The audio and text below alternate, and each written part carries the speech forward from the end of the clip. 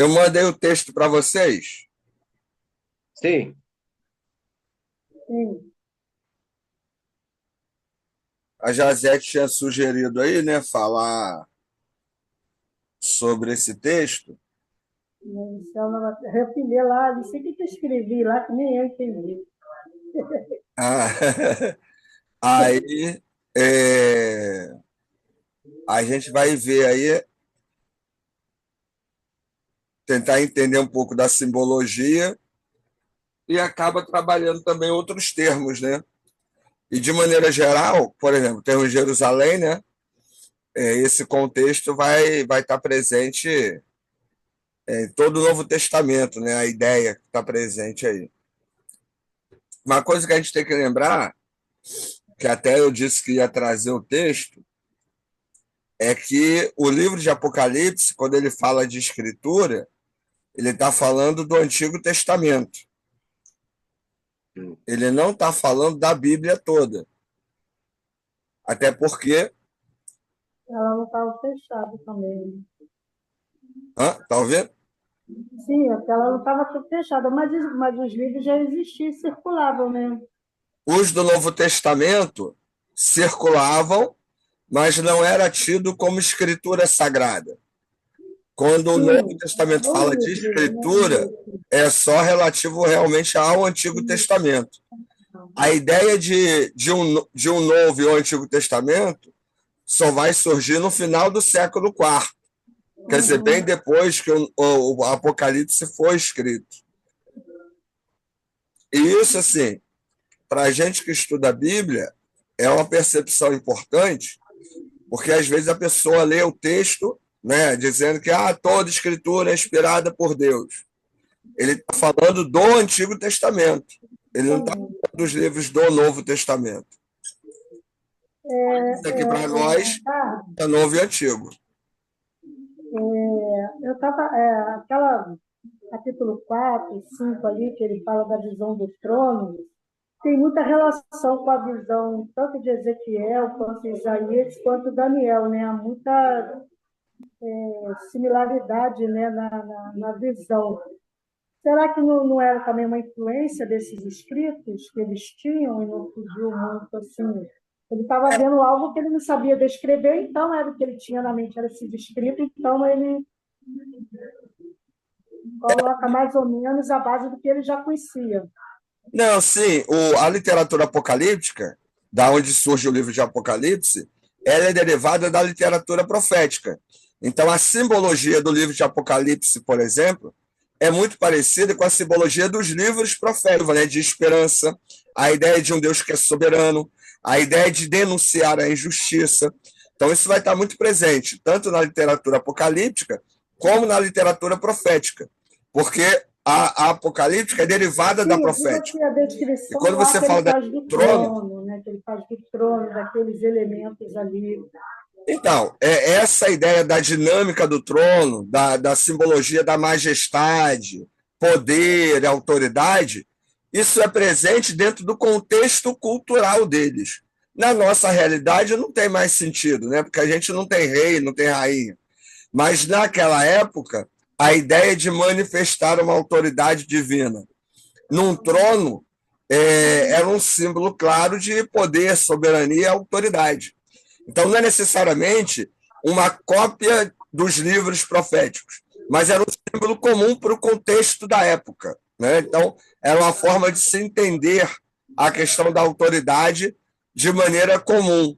Hoje a gente poderia dizer, sei lá, é, um símbolo de autoridade. A faixa. Fulano passou a faixa para Beltrano. Ciclano recebeu a faixa de Beltrano, né? Isso ligado aí à ideia da faixa presidencial. Então, a faixa seria um símbolo, né, desse cargo de poder e autoridade, e o trono seria essa relação. Isso era comum. Então, não é necessariamente uma cópia, mas era algo que estava dentro do contexto, né, de ambos os autores e escritores. Uhum, Beleza? beleza. Vamos lá. Então, Apocalipse 21, de 1 a 4. Né? O trecho de Apocalipse 21, de 1 a 4, apresenta uma visão poderosa e esperançosa do futuro, descrita com a nova criação de Deus. Vamos analisar cada parte do texto, seus símbolos e significados contemporâneos, além de algumas curiosidades sobre o texto grego. Lembrando que esse final aí de Apocalipse é justamente encerrando essa ideia, né? Então, diante de tanta maldade, de tanta injustiça, tanta violência, haverá um momento em que tudo isso vai passar, em que tudo isso vai acabar. E o foco deve permanecer nessa esperança, né? De que esses períodos de maldade e de injustiça, eles não permanecerão para sempre. Então, verso 1. Viu o novo céu e a nova terra. Símbolos. O novo céu e a nova terra representam a renovação total da criação. Na tradição judaica, a criação original foi corrompida pelo pecado. E esta nova criação simboliza a restauração e redenção. Nos dias de hoje, essa imagem pode ser vista como um chamado à esperança de um futuro melhor, além das dificuldades e crises ambientais que enfrentamos. Por exemplo, o Francisco estava falando aí inicialmente sobre as chuvas aí em São Paulo. Aqui no Rio também acontece, né? Nos Estados Unidos é muito comum tornado, né? Em outros locais, terremotos e maremotos. Então, na visão de Apocalipse 21, esse novo céu e essa nova terra demonstra que, inclusive, a natureza vai ser renovada. Na perspectiva bíblica, o pecado ele danificou, inclusive, o bom andamento da natureza. Mas, nesta nova etapa, né, o céu e a terra serão regenerados. Né? Então, a gente não vai ter, né, nessa nova realidade, que conviver com esses desastres que aí a gente enfrenta no dia a dia. Naquela época, você também tinha desastres naturais. A maioria das pessoas ligavam os desastres a uma punição, né, da divindade, e até hoje isso é comum, né? Tem muito cristão aí dizendo que as enchentes no Rio Grande do Sul, né, quando teve lá aquelas enchentes no Rio Grande do Sul, teve muito pastor, muita gente ignorante aí dizendo que aquilo foi culpa do pecado, porque tinha muita gente lá que era de outras religiões, e aí Deus estava castigando. Olha a ignorância, né? Isso também aconteceu uma época aí nos Estados Unidos, há um bom tempo atrás, numa região lá que o pessoal era ligado ao voodoo, aí muito evangélico dizendo que era Deus castigando. Então, essa ideia de que desastre natural é castigo de Deus é comum, era comum nos tempos bíblicos e é comum até hoje. É claro que isso é uma perspectiva extremamente limitada e maldosa, mas, segundo o Apocalipse, esses desastres e esses fenômenos naturais desastrosos, eles não mais acontecerão. Né? Então, a Cidade Santa, a Nova Jerusalém. A Nova Jerusalém é um símbolo da presença de Deus entre os seres humanos. Jerusalém, na tradição bíblica, é o centro espiritual do mundo. E sua nova versão indica um lugar de paz, justiça e comunhão. Assim como hoje, naquela época, Jerusalém estava lá, né, sempre em guerra, sempre sitiada, sempre passando por algum momento de violência, né? E nessa nova etapa, este local não mais terá isso. Até hoje, eu estava vendo um documentário, inclusive, sobre um local onde Jesus teria sido crucificado. São duas tradições cristãs que dividem a igreja. Literalmente, a igreja é dividida no meio, e aí uma tradição cristã cuida de um lado, outra do outro. E aí eles ficam jogando, varrendo, e aí fica um varrendo poeira para o lado do outro. Né? Então, olha que loucura, né? Eles estão no lugar onde Jesus foi crucificado e brigando pela territorialidade ali do local. nada mais louco, né, do que esse tipo de comportamento. Mas, na nova realidade apresentada pelo Apocalipse, esse tipo de coisa não vai ter. Então, todos nós viveremos num local de paz e harmonia, né? Literalmente, né? E harmonia realmente total, né? Esse conceito pode inspirar os cristãos a trabalhar por comunidades mais justas e inclusivas, refletindo a visão divina de convivência harmônica, né? Então, a gente sabe muito bem que isso é extremamente necessário aí. E não é só, não é entre o cristianismo e outras religiões, né? Sabe que tem muita briga aí dentro do cristianismo. O 3. Deus habitará com eles. A presença de Deus com o povo é uma reafirmação da relação íntima entre Criador e criação. A promessa de que Deus estará com eles indica uma comunhão restaurada. Isso pode ser interpretado como um convite para que os cristãos busquem a presença de Deus em suas vidas diárias, promovendo relacionamento pessoal e comunitário. Uma outra ideia que acabei não colocando aqui é que essa ideia da presença constante de Deus tem uma ligação com aquela ideia do tabernáculo, lá no Antigo Testamento. O tabernáculo, ele simbolizava a ideia da presença de Deus. Então, quando o verso 3 vai falar sobre essa presença constante, está ligando a essa ideia de que Deus, né, estará continuamente. E não é apenas nos momentos ritualísticos, né, mas é algo constante. E o verso 4, a eliminação da morte e do sofrimento representa a vitória final sobre o mal. E a dor é uma visão de esperança, onde as consequências do pecado serão removidas. Este é um poderoso lembrete para os cristãos enfrentarem as adversidades da vida com a esperança de que um dia a dor será erradicada, incentivando a prática do amor e da solidariedade. Uma coisa que a gente precisa lembrar, que essa perspectiva de perseverança e esperança do Apocalipse, ela não é algo apenas para a gente desfrutar o futuro, mas a partir de uma perspectiva de que o futuro ele reserva algo de bom, no presente eu preciso manifestar esse algo de bom. Então, a dificuldade, a violência, a injustiça não podem ser desculpas para que eu deixe de promover os valores cristãos. Então, eu preciso perdoar, amar, ajudar, ser solidário, ser fraterno, mesmo em ambientes de violência, maldade e dor. Então, a culpa de viver no mundo mal não pode levar à frieza, né? À indiferença.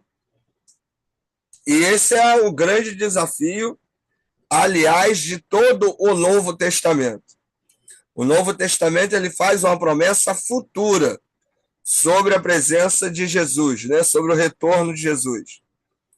E enquanto ele não volta, é importante e necessário que aqueles que creem nele manifestem os seus ensinamentos, apesar de parecer que não adianta nada, apesar da violência e da injustiça. E aí textos como de Mateus 24, né? Porque haverá guerra e rumor de guerra, pai contra filho, filho contra pai. Independente dessas circunstâncias desastrosas, os valores cristãos eles precisam continuar sendo mantidos e manifestados pelos seguidores de Jesus. Então, não é apenas a ideia de esperar o futuro, mas é enquanto se espera o futuro acontecer, a gente vai tentando fazer do presente um mundo que os valores cristãos possam ser vivenciados a partir de nós. Então, sempre por isso que o Apocalipse ele é um livro de esperança e perseverança, porque tem muita maldade, tem muita injustiça, tem muita violência. Então é necessário perseverar para vencer esse quadro que parece que não vai acabar. Mas, segundo o Apocalipse, vai acabar sim. E ao acabar, aí lá não haverá nem choro, nem tristeza, nem morte, nem dor. Mas aqui isso continuará presente. Tranquilo até aqui? Alguma pergunta, alguma dúvida aí em relação a esses textos aí que a gente falou? Não, não, só quando, no capítulo 21 aqui, quando você fala no verso 3 realmente fala do tabernáculo. Tá escrito aí que fala do tabernáculo, né? Aí você, você falou do tabernáculo, que É, antes era representado, né? A presença de Deus, é isso? tabernáculo é para demonstrar isso, né? Muita gente diz que o tabernáculo no Antigo Testamento tipifica Jesus. Não é isso. Tabernáculo, o símbolo dele, ele representa essa ideia da presença de Deus. Então, no deserto, era uma demonstração de que Deus estava presente, apesar do povo estar no deserto. E essa figura é trazida novamente em Apocalipse com uma lembrança dessa ideia da presença de Deus. Entendeu? Entendi. O Ricardo, tem um outro texto, agora não estou falando aqui, que fala, ele fala da arca, também representa a presença de Deus, né? Isso, seria a Arca dos 10 Mandamentos. Isso, é a arca, né, da aliança, que ele É, tem isso aí, a Arca da Aliança. a arca da aliança. E a arca, dentro do tabernáculo, representava ali a presença mesmo, né? Isso, exatamente. É isso aí. E todas É uma essas outra forma dele falar a mesma coisa. Fala aí, não ouvi. Repete aí.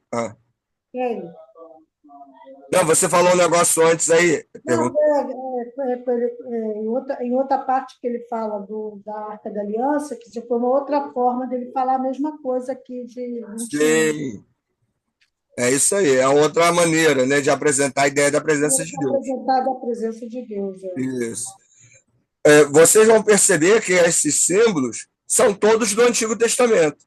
Porque, na teoria, os leitores, né, tinham conhecimento Muito do Antigo Antigo Testamento. Testamento. Entendeu? Vamos lá. Curiosidades aí do texto grego, né? A expressão novo, kainos, em grego implica não apenas algo que é novo em tempo, mas também algo que é qualitativamente diferente. Isso sugere que a nova criação não é apenas uma restauração, mas uma transformação radical. Ou seja, essa nova realidade é algo que nós não conhecemos, é algo que nós não temos como dimensionar. E aí, vou lembrar, né, que símbolos como ruas de ouro, colunas de cristal, isso são formas que nós temos para representar a grandiosidade, a beleza da eternidade. Mas não quer dizer que vai ser assim. Nós sabemos que o ouro é um metal precioso. Então, quando eu falo que as ruas serão de ouro, então quer dizer, é um local belo, bonito, agradável para todos. Né? Agora, o céu vai ter ruas de ouro? Não, não é isso. Vai ser uma realidade que a gente não tem como descrever. Mas os escritores escrevem dessa maneira porque era a forma como eles tinham de tentar manifestar a beleza, né, a riqueza de como será aquele local, né? Ou estado, né? Aí vem aquela pergunta da teologia sistemática, se o céu é um estado ou um local. Até isso é mera conjectura, porque se é uma nova realidade, quem somos nós para afirmar se é um estado ou um local? É uma nova realidade, é um novo momento, né? É algo que nós não podemos sequer dimensionar, apenas conjecturar, né? Outra aí, a palavra habitar, né? Ricardo, Sim. aí, no caso, isso se aplica também à questão do inferno. Uma vez me perguntaram se eu achava que o inferno era um lugar físico ou não. Então, né, Então, nesse conceito que você colocou aí, também pode ser. também, é. Eu tive um professor que ele falava que o inferno é a ausência de Deus. Ele não respondia que o inferno era um local ou um estado. Ele dizia que o inferno era a ausência de Deus e o céu era a presença de Deus. É claro que para um concílio, esse tipo de resposta não serve, porque o concílio quer que você responda o que a doutrina defende, né? Mas o estudante, né, atento vai perceber que não é possível definir nem o que é céu nem o que é inferno. Por quê? Porque é uma nova realidade, né? E eu gosto muito dessa resposta. O céu é a presença de Deus e o inferno é a ausência de Deus. Então, eu acho que é a melhor resposta que eu já ouvi em relação. No caso, então, vai ser o contrário do céu, que não vai haver sofrimento, nem dor, nem choro no inferno, então será o contrário, porque Então, mas também até não a seria ideia de justo dor. tanta gente morrer pelo nome de Cristo, tanta gente sofrer para se manter fiel e no final, quem não fez nada disso, quem matou, quem vai só se sentir triste porque não está no céu. Então, isso é complicado, por quê? Veja bem, por que fazemos o que fazemos? Nós fazemos o que fazemos em relação ao reino, pela recompensa de ir ao reino, ou porque não há mais nada o que fazer, não há outra alternativa, não há uma razão de viver além de fazer aquilo que fazemos. Então, se nós fazemos o que fazemos, porque não há outra razão de ser, porque a vida não teria sentido, então não importa se o outro vai receber ou não, se o outro vai ser perdoado ou não, né? Agora, se fazemos o que fazemos pela recompensa, então será que essa é a motivação correta, né, de fazermos o que fazemos? São questões que a gente precisa ter respondidas, né, para poder lidar com essas coisas. Porque nossos conceitos de amor, verdade, justiça, todos eles são limitados às nossas experiências e realidades. Então, aquilo que nós achamos que é justo, para Deus, pode ser outra coisa. Aquilo que nós achamos que é amor, que é liberdade, que é verdade, para Deus pode ser outra coisa. O texto bíblico é uma expressão de seres humanos sobre conceitos que estão além de nossa realidade.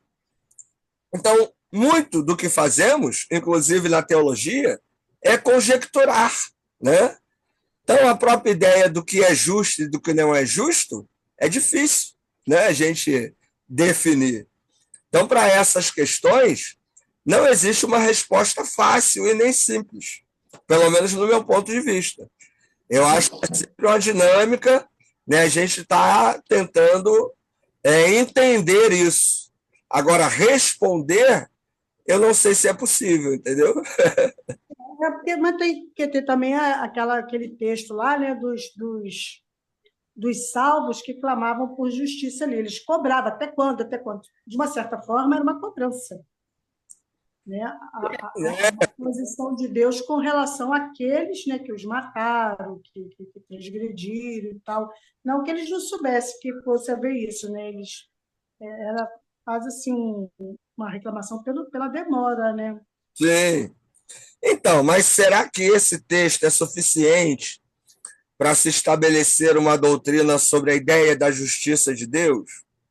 É esse que é o cuidado, porque assim, textos para estabelecer doutrinas, geralmente a gente precisa ter um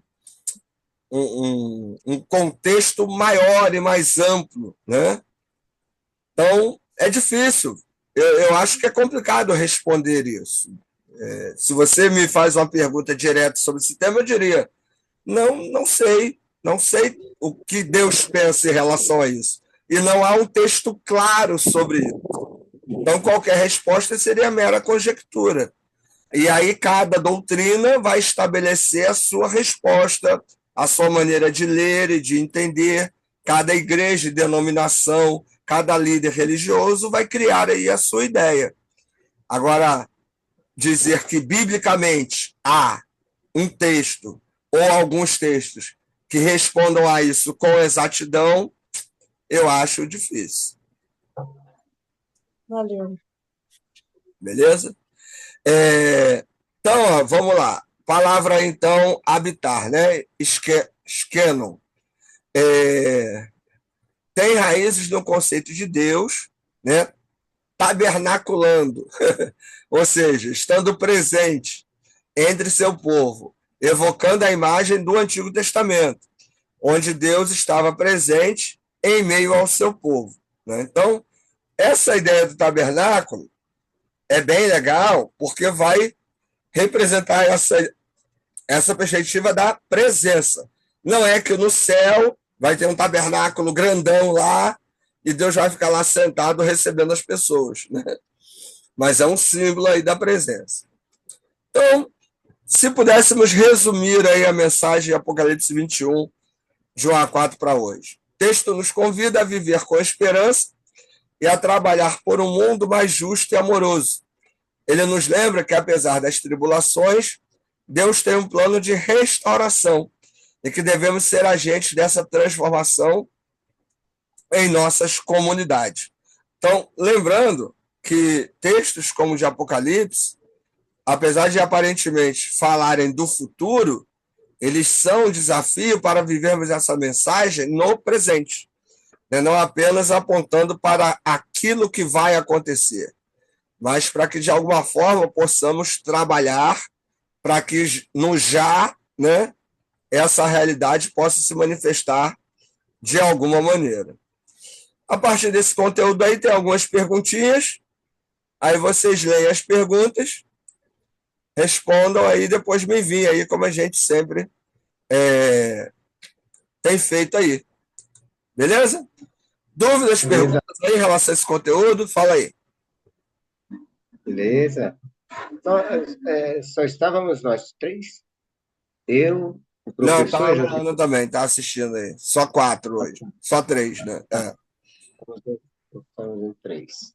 É. Ok, muito bom. Essa palavra, a pronúncia dela é escolho, essa Deixa eu ver aqui.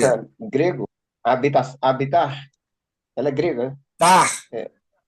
É okno, okno, Esquenou.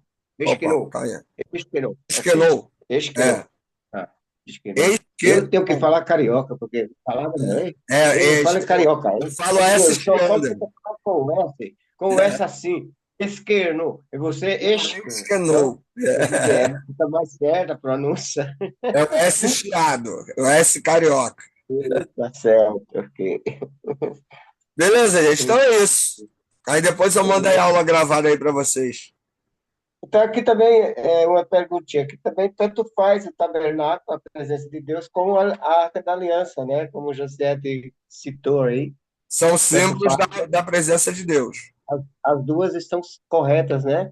Estão ligados a essa ideia. Uhum. Ok. Tá bom. Beleza? Valeu. Beleza. Então é isso. Tranquilo. Então valeu, gente. Até a próxima aí. Valeu, obrigado.